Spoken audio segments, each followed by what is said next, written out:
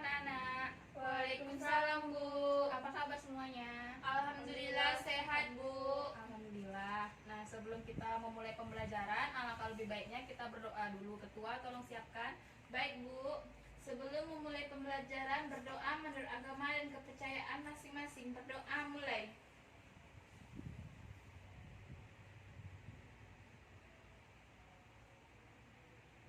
Berdoa selesai, beri salam. Assalamualaikum warahmatullahi wabarakatuh. Waalaikumsalam warahmatullahi wabarakatuh. Alhamdulillah kita ucapkan kepada Allah Subhanahu wa taala karena berkatnya kita dapat berkumpul di ruang kelas yang kita cintai ini, bertemu teman-teman yang kita sayangi ini, dan tidak lupa pula kita kirimkan salawat dan salam kepada junjungan Nabi besar Muhammad SAW dengan mengucapkan Allahumma sholli ala sayyidina Muhammad wa ala ali sayyidina Muhammad. Baiklah, Ibu absen dulu. Apa yang tidak ada yang tidak hadir pada hari ini? Hadir semua, Bu. Iya, Bu.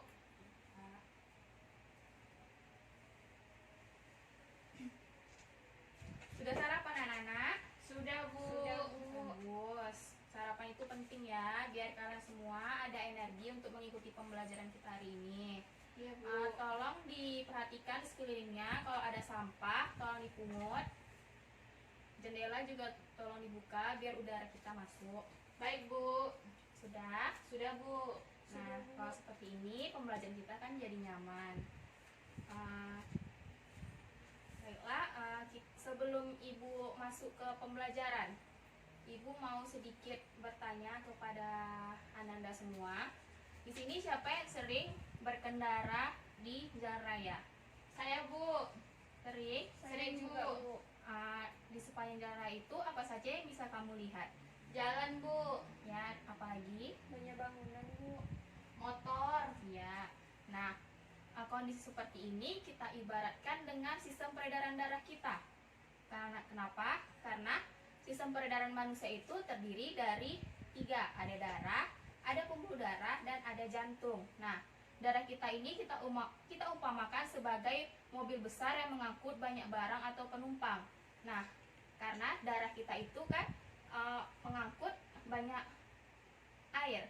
Ada banyak air, ada zat makanan yang tercerna, ada zat sisa metabolisme, ada garam, ada mineral, dan gas-gas terlarut. Sedangkan pembuluh darah itu kita ibaratkan dengan jalan raya. Ada yang tahu kenapa diibaratkan dengan jalan raya? Tidak, Bu. Kita ibaratkan jalan raya karena kita umpamakan sebagai lintasan atau jalanan yang dilalui oleh kendaraan, di mana di sini berfungsi sebagai media pengangkutan bagi darah. Sedangkan jantung itu kita ibaratkan sebagai halte, yaitu tempat pemberhentian sementara sebelum darah melanjutkan peredarannya ke seluruh jaringan tubuh. Nah, sampai di sini sudah tergambar kan materi kita pada hari ini? Sudah, Bu. Ya. Sudah semangat kan untuk pembelajaran hari ini? Semangat, Sudah, Bu. Nah, jadi tujuan pembelajaran kita hari ini yaitu Anda semua mampu mendeskripsikan sistem peredaran darah pada manusia.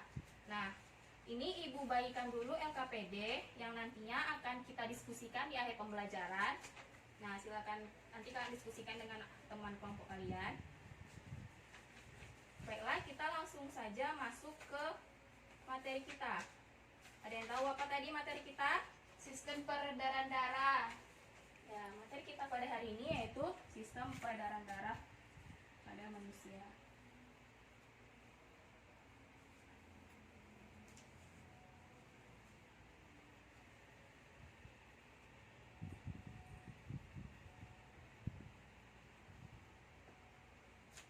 Nah, sebelumnya itu, apakah kalian tahu bahwa darah manusia itu warnanya dapat berubah-ubah?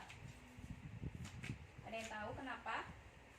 Warna darah berubah-ubah. Iya, ada warna kemerahan, ada juga yang warna kemerah-tuan. Ada yang tahu kenapa? Tidak.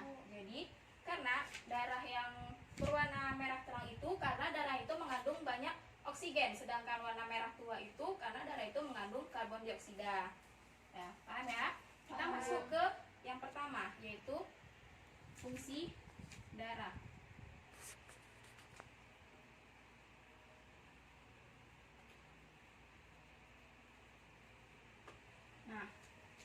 fungsi darah itu banyak ya. Yang pertama itu ada sebagai sarana transportasi.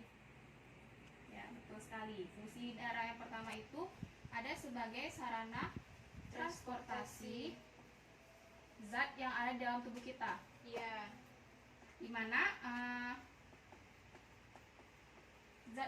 zat-zat yang diangkut oleh darah ini, yang pertama itu ada sari-sari makanan dan juga dari sel-sel jonjok usus kita ke seluruh tubuh kita. Jadi yang pertama itu dia mengangkut sari-sari makanan.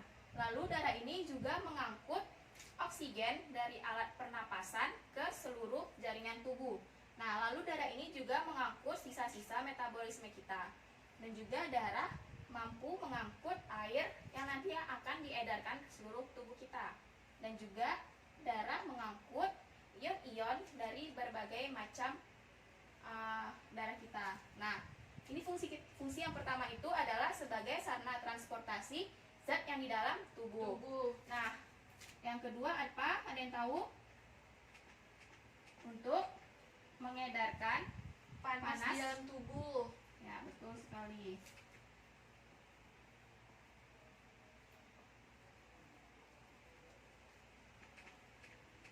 Nah, jadi fungsi yang kedua itu mengedarkan panas di dalam tubuh. Nah, yang ketiga, fungsi darah itu ada yang tahu apa lagi?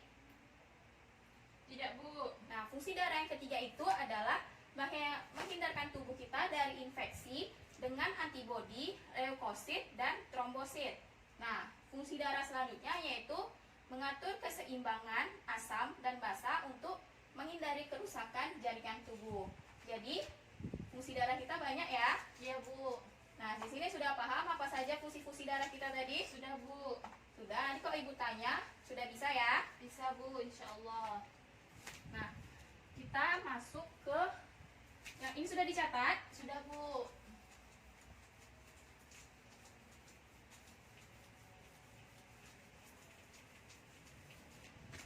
Kita masuk ke komponen-komponen darah.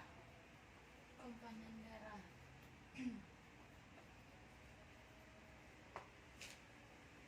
Komponen darah kita itu ada 4. Yang pertama ada Sel darah merah. ya, sel darah merah atau kita sebut dengan eritrosit. Yang kedua ada sel darah putih atau yang kita sebut dengan leukosit. Yang ketiga ada Trombosit. ya, betul sekali. Darah. Yang keempat ada plasma darah. Kita akan bahas yang pertama dulu, yaitu adalah eritrosit. Sel darah merah. Eritrosit ini merupakan yang paling utama di darah. Sel darah merah atau eritrosit ini merupakan berbentuk seperti lingkaran ini. Dia tidak memiliki inti sel sehingga eritrosit ini disebut juga bukan sel yang sebenarnya. Eritrosit ini mengandung 30% hemoglobin. Ada yang tahu hemoglobin itu apa? Hemoglobin. Ada yang tahu? Tidak. Hemoglobin ini adalah protein yang mengandung senyawa hemin dan senyawa globin. Di mana senyawa hemin ini sangat memiliki daya angkut dalam mengangkut oksigen dan karbon dioksida, sehingga hemoglobin sangat berperan dalam pengangkutan oksigen yang di dalam darah kita. Nah, jadi hemoglobin itu adalah protein yang memiliki senyawa hemin dan senyawa globin.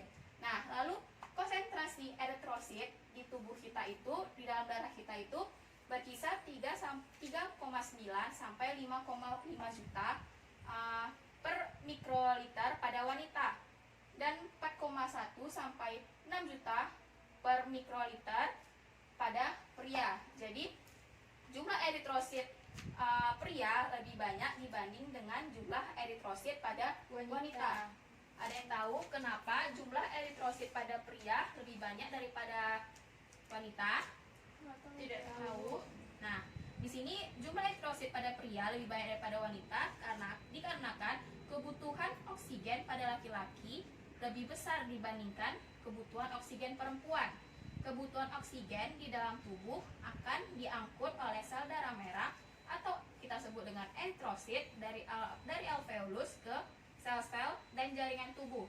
Sehingga untuk memenuhi kebutuhan oksigen yang banyak di dalam tubuh, diperlukan sel darah merah sebagai alat angkut oksigen di dalam jumlah banyak, tidak di jumlah banyak darah. Nah, oksigen ini berperan dalam metabolisme atau reaksi pembentukan energi atau respirasi air di tubuh manusia.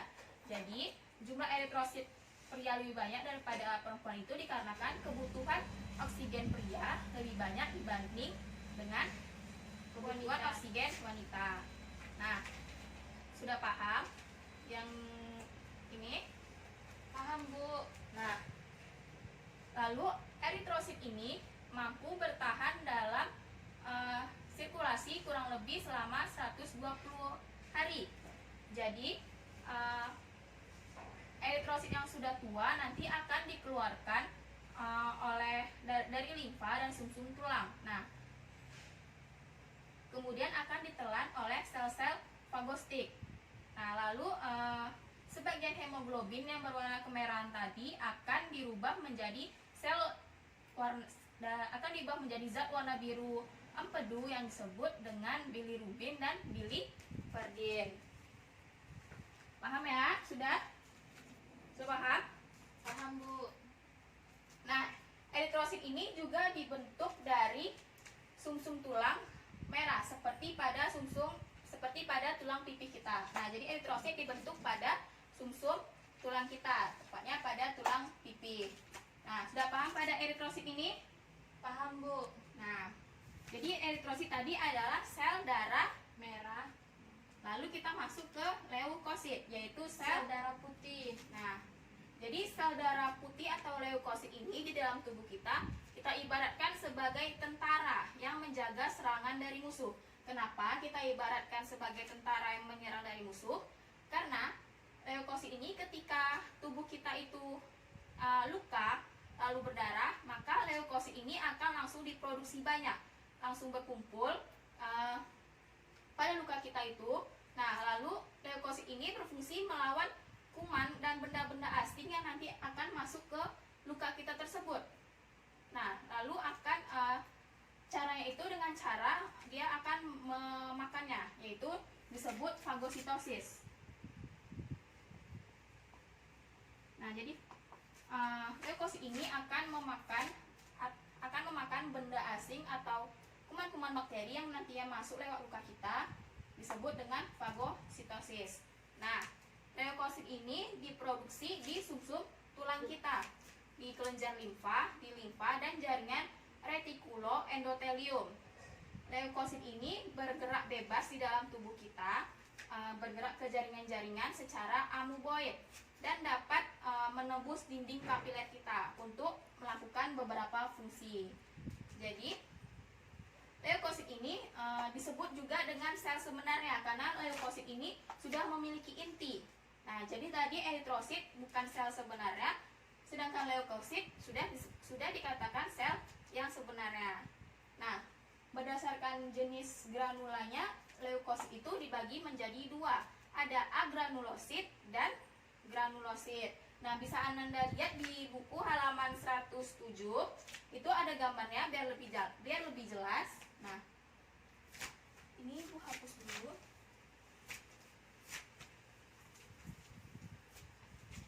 Jadi leukosit tadi dibedakan menjadi dua. Ada agranulosit dan Granulosit. ya.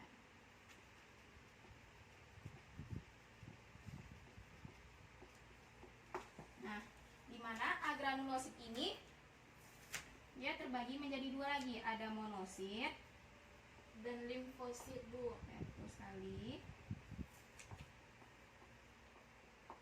Silakan lihat di buku itu gambarnya lebih jelas.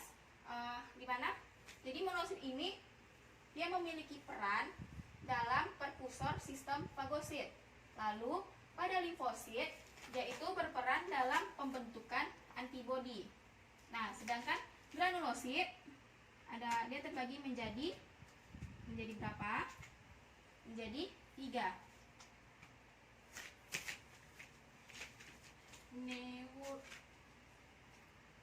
Apa saja yang tahu? Ada neutrofil, basofil, basofil, eosinofil. ya betul sekali. Nah, jadi granulosi itu terbagi menjadi 3, ada neutrofil, basofil, dan eosinofil. Neutrofil ini berfungsi sebagai neutrofil ini yaitu bersifatnya fagosit, yaitu membentuk pertahanan di tubuh kita. Sedangkan basofil itu berperan dalam beberapa alergi kita. Nah, lalu eosinofil itu jumlahnya itu paling banyak. Nah, sudah paham pada leukosit? Paham, Bu. Nah, leukosit itu jadi dia itu berdasarkan granulanya terbagi menjadi 2, ada agranulosit dan granulosit. Nah, kandungan leukosit ini berkisar antara 6.000 sampai 9.000 per milimeter kubik. Nah, jika jumlah yang itu kurang dari 6.000, maka keadaan ini disebut dengan leukopenia. Nah, sedangkan apabila lebih dari 9.000 disebut dengan leukositosis. Ingat ya, apabila kurang dari 6.000 disebut dengan leukopenia, dan apabila lebih dari 9.000 disebut dengan leukositosis. ya. Nah, umur dari leukosit ini umurnya itu antara 12 sampai 13 hari. Dari yang sudah Ibu jelaskan tadi, kita dapat menyimpulkan bahwa leukosit ini berfungsi untuk melawan kuman dan benda asing yang masuk dengan cara memakannya, yang disebut dengan fagositosis. Nah, sudah paham pada leukosit ini? Paham, Bu. Kita masuk ke komponen darah yang ketiga, yaitu Sel ada darah yang kita atau pembeku atau kita sebut juga dengan trombosit. Nah, trombosit ini merupakan fragmen sel yang mirip dengan cakram, tidak berinti dan tidak berwarna, dan berukuran lebih kecil dari eritrosit dan dari leukosit. Trombosit ini berperan dalam proses pembekuan darah dan membantu memperbaiki celah dalam dinding pembuluh untuk mencegah hilangnya darah.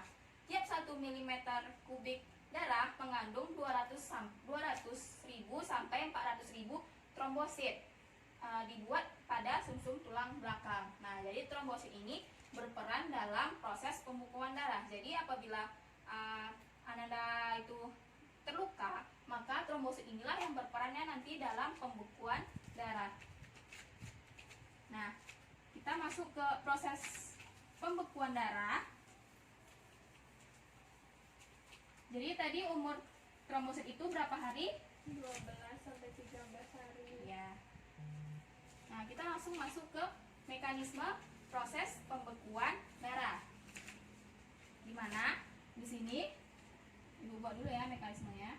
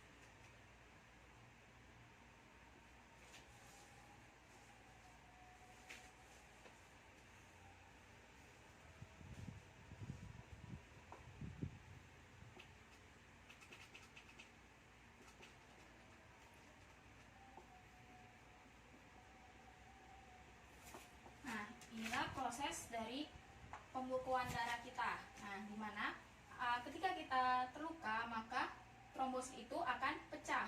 Lalu dia itu akan mengeluarkan trombokinase. Nah, lalu trombokinase itu akan menghasilkan protombin. Nah, protombin ini dengan bantuan Ca2+ atau kita sebut dengan kalsium karbonat dan vitamin K, maka akan terbentuknya trombin. Nah, lalu trombin ini akan berubah menjadi fibrinogen, dan fibrinogen akan berubah menjadi fibrin atau benang-benang halus yang nantinya akan menutup luka kita. Paham?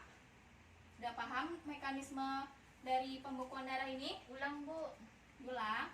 Perhatikan baik-baik ya. Ya, Bu. Nah, jadi dimulai ketika luka kita pecah, luka kita, maka trombosit itu akan pecah. Lalu dia akan mengeluarkan trombokinase. Nah, trombokinase ini akan dihasilkannya protombin dengan bantuan Ca2+ dan vitamin K, maka terbentuklah trombin. Lalu trombin ini akan berubah menjadi fibrinogen, dan fibrinogen ini akan menghasilkan fibrin atau benang-benang halus yang nantinya akan menutup luka kita. Sudah paham? Paham, Bu. Nah, nanti ini akan keluar ya di kuis atau di KPD, maka perhatikan baik-baik.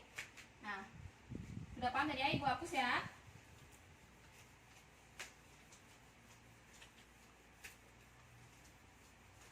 Kita masuk ke komponen darah yang ketiga, yaitu yang keempat, yaitu Cairan darah. ya Atau cairan darah plasma darah. atau plasma darah.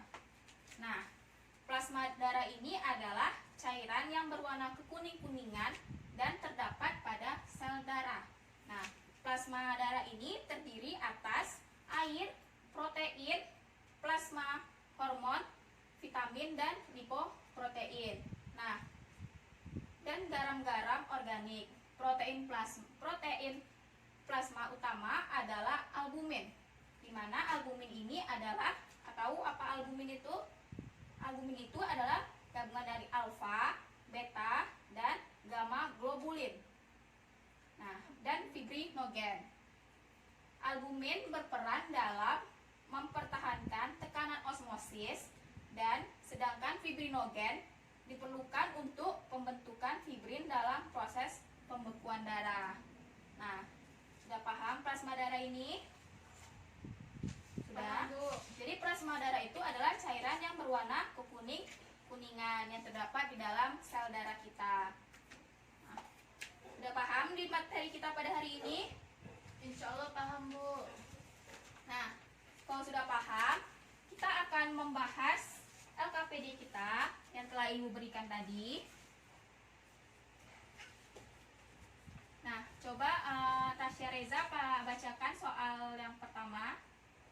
Soal yang pertama, buatlah skema dari proses pembekuan darah.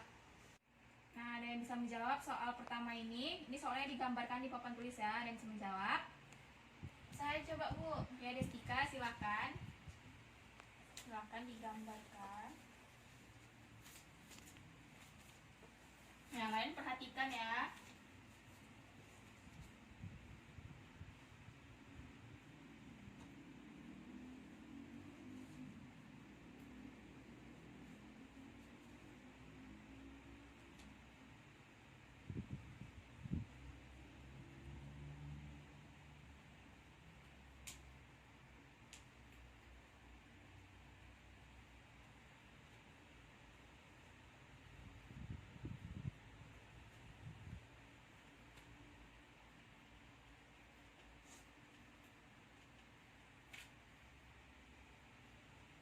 Sambil menunggu teman yang selesai menggambarkan, kamu baca-baca soal untuk selanjutnya ya.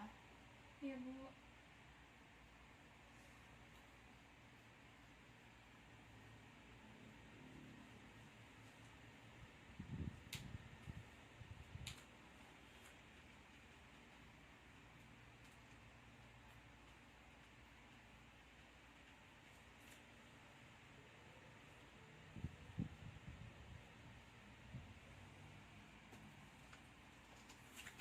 Sudah, Bu. Baiklah, silakan dijelaskan. Baiklah, Bu. Jadi proses pembekuan darah itu dimulai dari trombosit pecah. Kemudian trombosit pecah ini akan mengeluarkan trombokinase. Terus trombokinase akan diubah menjadi protombin. Dengan bantuan Ca2+ dan vitamin K, protombin akan berubah menjadi trombin. Kemudian trombin ini akan diubah lagi menjadi fibrinogen dan diubah lagi menjadi fibrin. Terima kasih, Bu. Betul sekali. Silahkan duduk, kita beri aplaus untuk Destika. Yang lain sama kan menjawabnya seperti itu? Sama Bu. Baiklah, kita langsung ke soal yang kedua. Destika tolong bacakan. Soal yang kedua, mengapa jumlah eritrosit perempuan lebih sedikit daripada laki-laki? Analisislah mengapa hal itu dapat terjadi. Nah, siapa yang dapat menjawab soal nomor 2 ini? Bu. Ya, Tasya, silahkan. Jadi, mengapa jumlah eritrosit perempuan lebih sedikit daripada laki-laki? Karena kebutuhan oksigen pada laki-laki lebih besar dibandingkan oksigen perempuan. Nah, kebutuhan oksigen di dalam tubuh akan diangkut oleh sel darah merah atau eritrosit dari alveolus ke sel-sel dan jaringan tubuh. Sehingga, untuk memenuhi kebutuhan oksigen yang banyak di dalam tubuh, diperlukan sel darah merah sebagai alat angkut oksigen dalam jumlah banyak pula. Nah, oksigen inilah yang akan berperan dalam metabolisme atau reaksi pembentukan energi, atau bisa juga kita sebut dengan respirasi aerob di tubuh manusia. Terima kasih, Tasya. Yang lain bagaimana? Apakah jawaban Tasya betul? Betul, Bu. Nah, kita beri aplaus untuk Tasya. Nah, baiklah, soal LKPD sudah terjawab semuanya. Berarti Ananda semua sudah memahami materi kita. Siapa di sini yang dapat menyimpulkan pembelajaran kita hari ini? Ada yang bisa menyimpulkan pembelajaran kita hari ini? Tidak? Baiklah, langsung saja Ibu yang menyimpulkan pembelajaran kita hari ini dikarenakan materi kita sudah habis. Jadi kesimpulan pembelajaran kita pada hari ini yaitu tentang sistem peredaran darah manusia, yaitu darah berfungsi sebagai sarana transportasi zat di dalam tubuh kita dan juga untuk mengedarkan panas di dalam tubuh, lalu menghindarkan tubuh kita dari infeksi dengan antibodi, leukosit, dan trombosit. Lalu darah ini memiliki 4 komponen darah, yaitu ada leukosit atau sel darah putih, ada eritrosit, sel darah merah, dan ada plasma darah, dan juga ada trombosit. Nah, itulah kesimpulan kita pada hari ini. Kita kuis ya. Ya, Bu. Nah, silahkan kamu keluarkan kertas lembar. Silahkan keluarkan kertas lembar.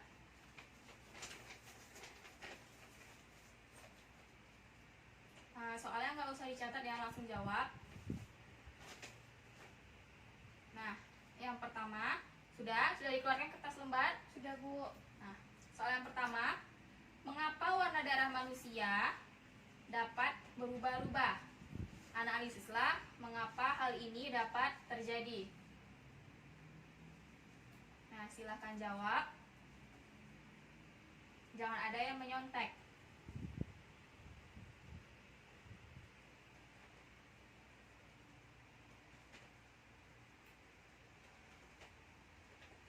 Sudah, bisa kita lanjut ke soal nomor 2. Bisa, Bu. Soal nomor 2, jelaskanlah komponen-komponen dari darah. Nah, silakan dikerjakan, jangan ada yang menyontek.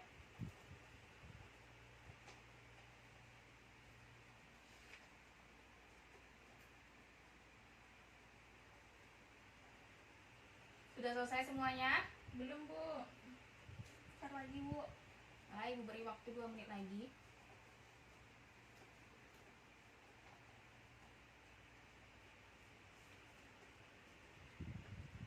Baiklah, waktu habis, silahkan dikumpulkan. Nah, Ibu beri waktu Ibu untuk mengkoreksinya ya.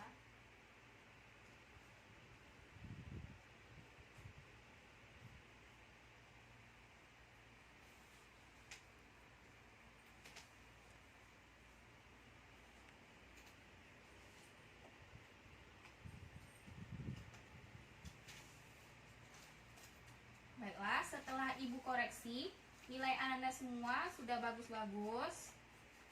Tapi di sini ada satu orang yang mendapat nilai yang paling tinggi. Di sini Ibu akan memberikannya reward, yaitu Destika Satya. Selamat ya. Beri aplaus untuk Destika Satya. Nah, yang belum dapat, jangan berkecil hati, lebih rajin lagi belajar, mungkin minggu depan ini kesempatan kamu untuk mendapatkan reward. Nah, tugas kita untuk minggu depan, silahkan kamu kerjakan di buku halaman 125. Di situ ada 15 soal objektif dan 10 soal esai. Silahkan kamu kerjakan. Minggu depan dikumpul. Sudah? Sudah ditandai kan tugasnya? Buat di mana, Bu? Buat di buku tugas. Baik, Bu. Baiklah, itu saja pembelajaran kita pada hari ini. Semoga pembelajaran kita hari ini bermanfaat.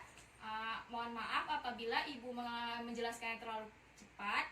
Apabila kamu nanti ada yang mau ditanyakan, silahkan temui Ibu di kantor. Ibu tutup. Wabillahi taufiq wal hidayah. Wassalamualaikum warahmatullahi wabarakatuh. Waalaikumsalam warahmatullahi